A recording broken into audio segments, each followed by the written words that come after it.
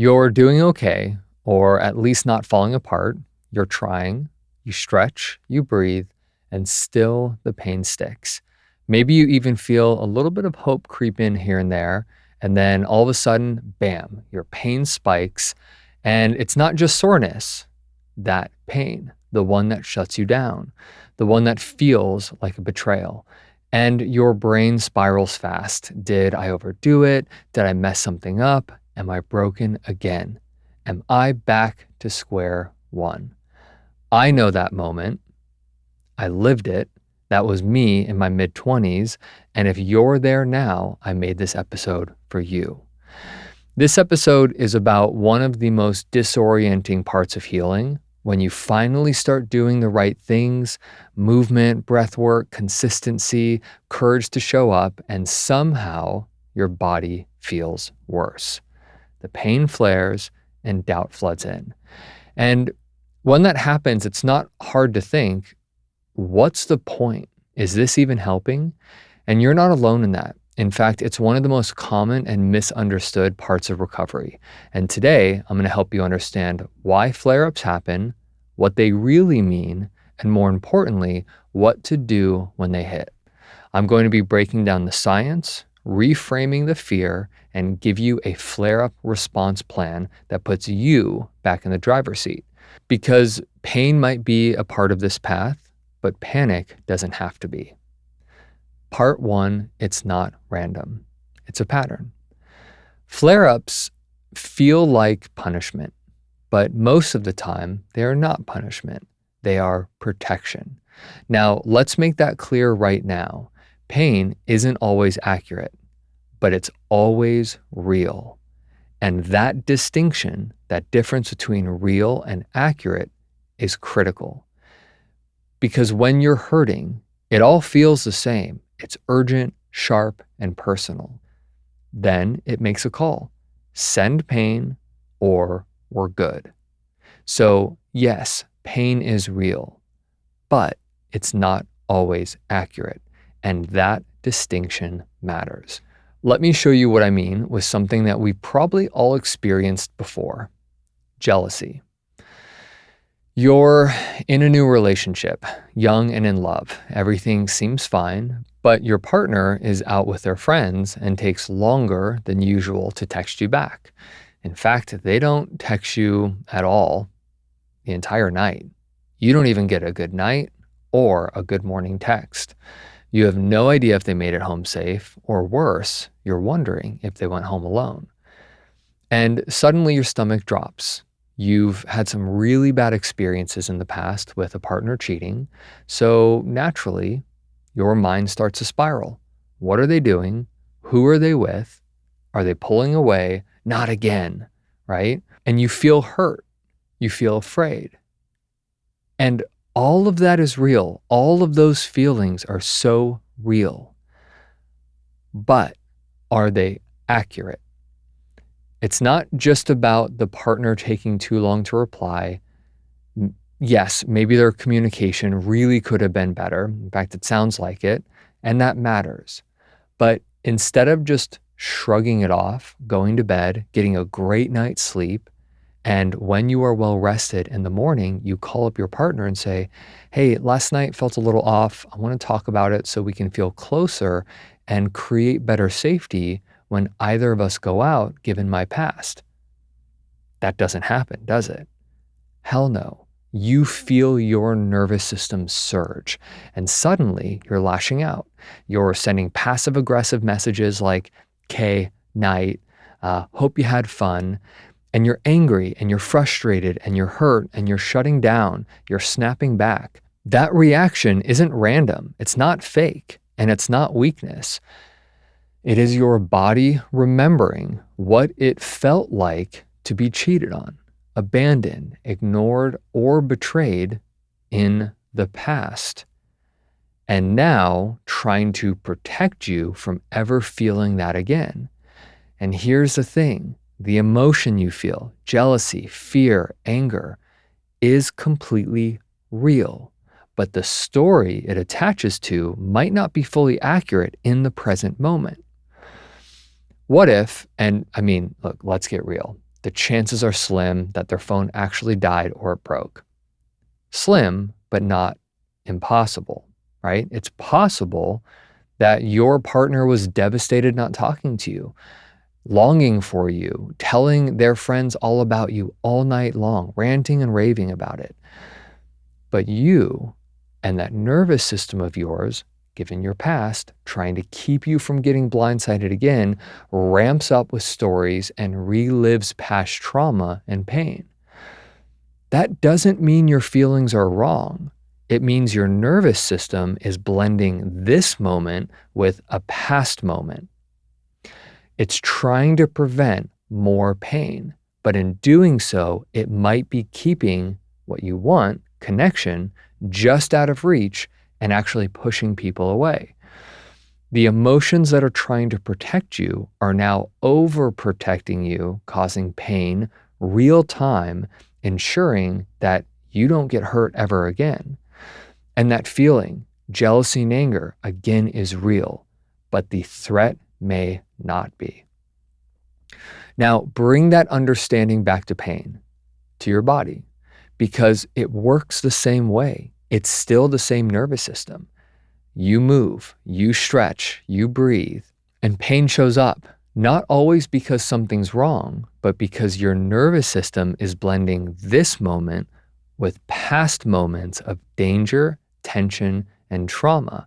And it's doing its best to protect you, but protection always isn't precise, is it? And that is where we begin to take our power back.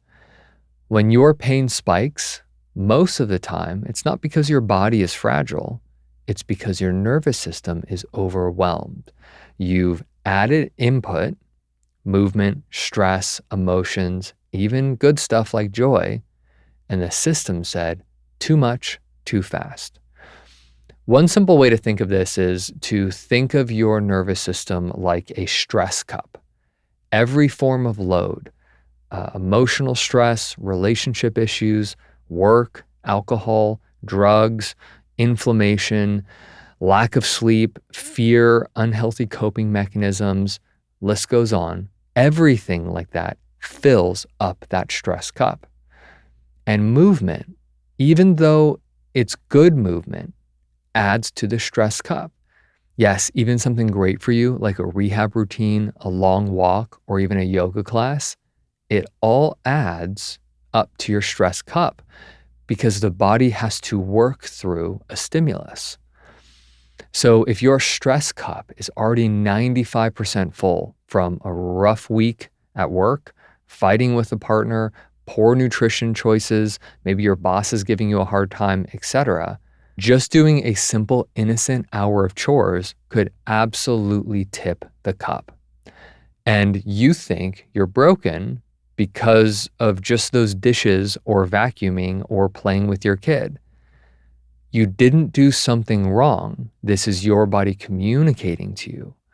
But here's where it gets really confusing. When that communication is more pain, it's hard to not feel like your body's punishing you. I've had days where I've done everything right. I've eaten clean, I've trained light, I slept well, and still I flared up. Why? Because my stress cup wasn't just full from today. It was full from days ago, from a hard conversation I had been replaying in my head over and over again that I couldn't let go of, from the sheer internal chaos that it feels like to set a boundary for me, from drinking on the weekend and the poor sleep for days that followed, and also from just being too damn hard on myself. When your pain spikes, it's not because your body is fragile, it's because your nervous system is overwhelmed. You've added input, movement, stress, emotions, even joy, and the system said that's too much too fast. Much alike to adding stress to an already stressed out system. And if we're being honest, when your pain spikes after doing something that was supposed to help you, you don't just feel confused, you feel betrayed. And then the thoughts start pouring in, fast and brutal. I messed up. I overdid it. This is bad. really bad. My body can't handle this. I should have just rested. Why do I even try? This is proof that I'm broken. I thought I was finally turning a corner. Maybe I can't. Maybe I just can't get better. Maybe I'll be like this forever. Maybe I should just stop everything before I make it worse. And suddenly, you're not just hurting, you're doubting everything, your progress, your plan, and your body. And that's the real pain, isn't it? Not just the physical ache in your body, but the feeling of being back at square one, like you just lost everything that you've worked so hard for. I get that because I've been there, on the floor, mid-flare-up, convinced I ruined everything. I spent my entire 20s living in flare-ups, so I understand this world very well. Which leads me to part 2. Your pain has context. Pain doesn't just live in the body. It's not polite enough to just live in our body. It also lives in the story that your brain tells about the body. This is one of the most important things that we now understand about chronic pain. It no longer gets processed in the part of the brain that senses injury anymore. It gets processed in the parts of the brain that process meaning, memory, learning, storytelling, and emotion. Places like the medial prefrontal cortex, the part of your brain that asks, what does this pain mean about me? And that creates stories, that loops memories, that attaches value. So when pain hits your brain, it doesn't just say, hey, this hurts. It says, this means I must be broken. This means it's never going to get better. That's not a lie that your brain is telling you. It literally believes that. That's a protective pattern that your brain has learned, and learned very well, might I add, which is why this next part matters so much in this episode. If you get one thing from me today, please have it be this. Pain needs a story. And if you don't give it one, your brain will write its own. Usually a story filled with fear, failure, catastrophizing, and worst case scenarios. So if your brain is going to write a story, let's write a better one together. I'm not broken. I'm adapting. My body is integrating something new. The pain is information, not an emergency. You don't need to avoid movement in fear of your body's response to it. You need to understand it. You don't need to fear sensation. You need to reframe it. Here's a simple question that begins to change things for you. What is this pain trying to protect me from? What old story is this pain still telling? What danger does my brain think I'm in right now? What if my pain isn't proof that I'm broken, but proof that my brain is trying to protect me? These questions begin to crack the story open. Because your brain's job isn't to tell the truth to you, it's to keep you alive. And it'll scream danger even when the threat is long gone or there's no threat at all. It'll light up pain like a broken smoke alarm that goes off when you make toast. And here's the wild part. The louder that alarm gets, the more your brain believes it must be right. But that's not injury. That's learned protection. Your brain is saying, let me hurt you now so you don't get hurt later. So what if instead of fighting your pain, you got curious about it? What if the question wasn't, how do I stop this? But what story is my brain stuck in? This question is deeply aligned with pain reprocessing therapies recognize and reappraise pillars. meeting fear-based signals with compassionate inquiry instead of panic. The next time you're in pain, try asking, is this pain showing up because I'm in danger or because I've taught my brain to expect danger? When you stop judging pain as proof of failure and start treating it as communication, you naturally begin to meet it with more curiosity, not control. And you can adjust that. You can downshift. You can do less more often. You can zoom out from the spike and ask, what's my stress cup like today? That's how you stop the spiral. That's how you learn to trust again. Flare-ups aren't the end of progress. They're part of the process. Now, let me take you into one of the most misunderstood moments in healing. It's the moment that makes most people quit. It makes them doubt everything. It makes them say, see, I'm doing everything right and I knew this wouldn't work for me. But what if I told you that moment, the flare-up, the emotional crash, the symptom surge right after doing everything right, that's not the problem. That's actually the turning point. In fact, this turning point is so common, it's been studied for decades, and it has a name. It's called an extinction burst. Let's go back a few decades. In the 1950s, a behaviorist named B.F. Skinner was studying rats and reward systems. He put rats in boxes with a really simple lever. When the rats pressed the lever, they got food. Pretty simple. But then he changed the game.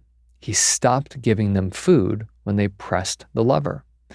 Now, what do you think the rats did? You think they just stopped pressing once and moved on and coped with that rationally and reasonably? Hell no. They didn't stop pressing the lever. They pressed it more, harder, faster, and more aggressively before giving up. They ramped up. This last-ditch surge of behavior before a pattern dies, that is what Skinner called an extinction burst. It is the brain saying, hey, this always worked before. Where's my reward? It is the final gasp of a pattern losing its power. Fast forward to now, and here's where I want to give some serious credit and respect to Alan Gordon. He was one of the first people that I've come across who said, wait a second, what if extinction bursts show up not just as behaviors, but in pain also? And once you really understand them, once you see it, you can't unsee it. Because here's what happens in chronic pain. You finally start doing the work. You stop avoiding movement. You do your breath work. You show up and do your rehab exercises. You get consistent. You track sensations. You soften instead of brace. And what happens? Your body doesn't always send you a thank you card. And boom, flare up, panic. Symptoms that feel worse than before you even started. This is your brain saying, see, we knew this wouldn't work. We knew this was dangerous. And that is when most people quit because they don't realize that is the extinction burst. It's not regression. It is the old pattern dying loudly. Your brain is saying, are you sure you're safe? Because the last 1,000 times we moved this way, something bad happened. It's not trying to hurt you. It's trying to protect you. But with an outdated rule book. Here's the gold. An extinction burst doesn't happen when nothing's changing. It happens because something is changing. It is your nervous system realizing the rules are different now. And before it lets go of the old script, it double checks, which means pain spikes, emotions bubble up and surface, patterns get loud, not to punish you, to test the new reality. It's literally your system asking, do we really not need this old protection anymore? And if you answer with fear, if you stop, avoid, or panic, it says, cool, let's keep this pain. But if you answer with presence, if you notice sensations and you breathe and you observe and you stay with them, it rewires, and you teach your brain through experience. Yes, I'm sure. I want these changes. This is now safe. And only after enough experiences of safety will the nervous system finally relax its pain pattern. Here are some real examples, just to make this real for you. You finally do that bridge or that exercise that you're scared of. You felt fine doing it, felt actually kind of good and proud of yourself for doing it. But the next morning, your back is screaming. Extinction burst. You go on your first 15-minute walk in months. No limp, or you feel like it's going really well. Roses are red, sky's blue, enjoying it. Next day, your hip feels like it's falling apart. Extinction burst. Because you had the function to do it. Why is there a delayed symptom? It's a nervous system processing. Another example is you sign up for the gym and you do a really light workout, or you join a fun group fitness class. Then suddenly you feel symptoms you haven't felt in years. If you didn't fall or lift something stupid heavy, it's probably not an injury. It's an extinction burst. Your brain running a final safety drill. Think of it like a tantrum before the breakthrough. So what do you actually do when this happens? When the flare-up hits and your brain starts spiraling, here's how you hold the line. First, name it. Don't guess. Don't overthink. Just name it. Say it out loud or in your head, whatever's more socially acceptable, depending on where you're at.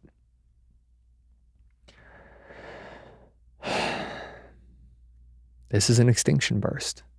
This means my brain is learning something new. And when you do this, the second you name it, kind of pointing a finger at it, which means you create some space between you and the panic.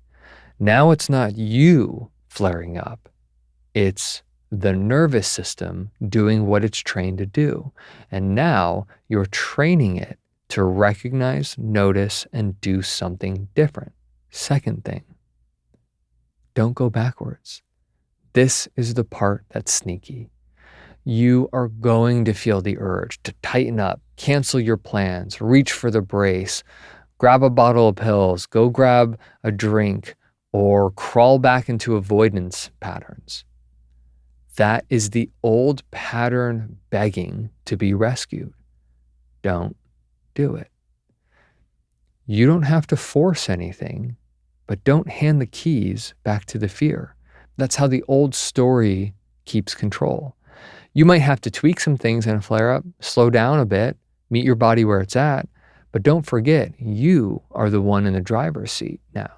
And every time you stay present instead of pulling over and allowing panic and catastrophe to take the wheel, that's progress. Instead, soothe, track your sensations, stay, feel what you're feeling, not with judgment, not with panic. Just witness it. Breathe with it. And do something you probably have not done yet, which is allow it. Make room for it to exist in your life. Not in a I give up way, but you can be here. I allow you to be here. I'm not going to resist you anymore. And you tell your system, yes, I feel this and I hear you. And look around. I'm still safe. And then you zoom out and you widen the frame a little bit. What else in your body feels okay right now? Can you feel the floor beneath your feet? Can you feel the movement in your breath? Can you feel the temperature on your skin? The air coming in and out of your nose? Start showing your brain that pain is only one thing that's happening. There's more to your story than just that thing. And finally, repeat the new story. This is where rewiring really happens.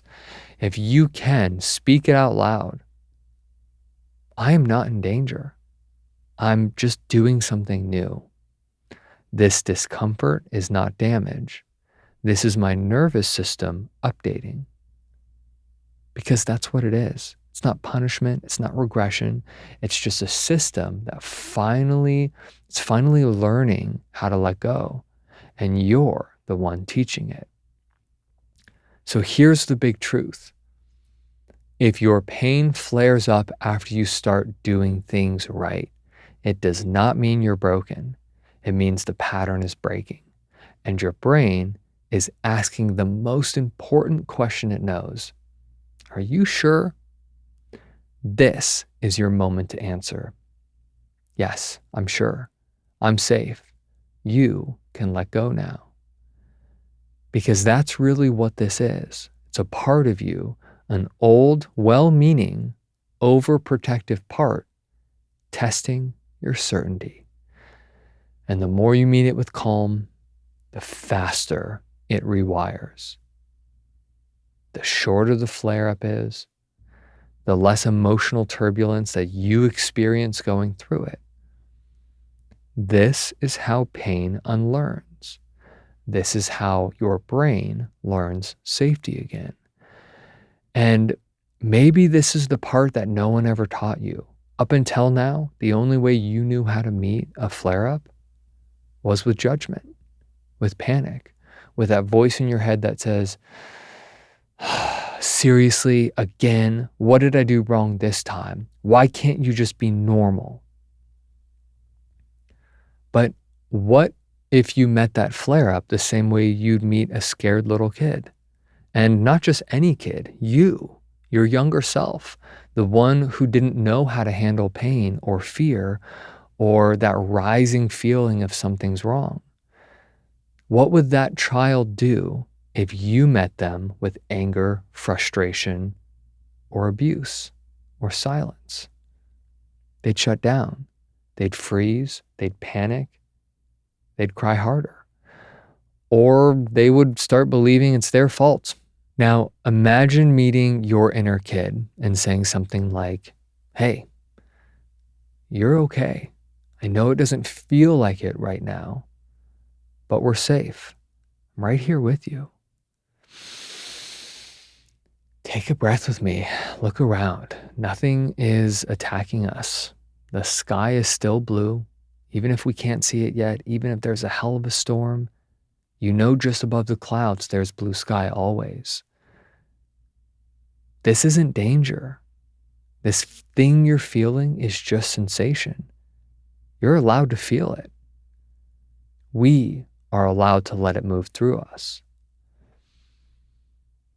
That kind of self-talk, that's not fluff. That's nervous system regulation.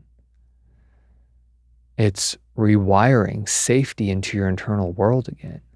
Because healing isn't just about the magic exercise or stretch or physical resilience. Half of healing is about emotional reparenting. It's about giving your system a new script, one where pain isn't met with punishment and abusing your body, but with presence. And if you're still here listening to this, if you've made it all the way through this episode, I want to say this. That means flare-ups are not just something that happened to you. They're probably something that derails you, and you're damn near tired of it. You're tired of making a little progress only to crash out and doubt everything. You don't need just stretches. You don't need just motivation or a pep talk. You need a strategy and you need support. You need a system that helps you retrain your nervous system, the physical and the emotional, not just manage it. That's exactly what I do with people inside the movement program.